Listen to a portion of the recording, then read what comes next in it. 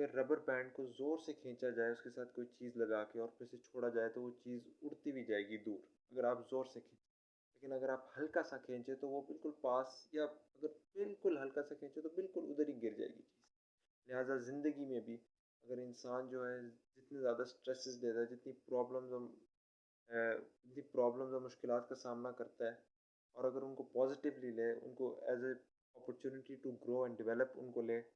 وہ زندگی میں اتنی اونچی اڑان اڑ سکتا ہے، اتنا آگے جا سکتا ہے، اتنے پروگریس کر سکتا ہے. اگر ان پرابلمز اور اپرچونیٹیز کو ایز این اپرچونیٹی سمجھے کہ میں یہاں سے اپنے اسکلز ڈیولپ کر سکتا ہوں، یہاں پہ بہتر انسان بن سکتا ہوں. لیکن اگر وہ وہیں کھڑا رہے اور وہ ان پرابلمس کو پازیٹیولی نہ لے، نہ نیگیٹیولی، لیکن کو ایز سیٹ بیکس اور فیلئرز لے، وہ وہیں گر جاتا ہے. اس لیے یہ ڈیسیژن اور فیصلہ آپ کا ہے کہ آپ نے اس کھینچے ہوئے ربر بینڈ کی طرح ان کو ایز اے جتنا زیادہ سے زیادہ اس کو کھینچا جائے، اس کو پھر چھوڑ کے جو وہ اونچی اڑان اڑتا ہے، تو آپ کو کیا وہ اونچی اڑان اڑنی ہے، یا آپ کو ذرا سا وہ کھینچ کے وہیں گر جانا ہے. اس کی مثال ویسے ہی ہے جیسے آپ کسی دریا کے کنارے یا سمندر کے کنارے جو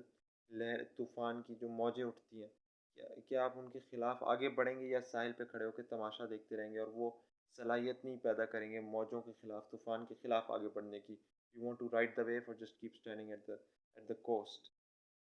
اسی لیے فیصلہ آپ کا ہے کہ کیا آپ نے طوفانوں کے خلاف آگے بڑھنا ہے، یا ساحل کے کنارے ہی کھڑے رہنا ہے، and you don't want any personal development. اسی لیے اقبال نے کہا تھا، ہوئے مدفون دریا زیر دریا تیرنے والے، تماچے موج کے جو کھاتے تھے بن کر گوہر نکلے.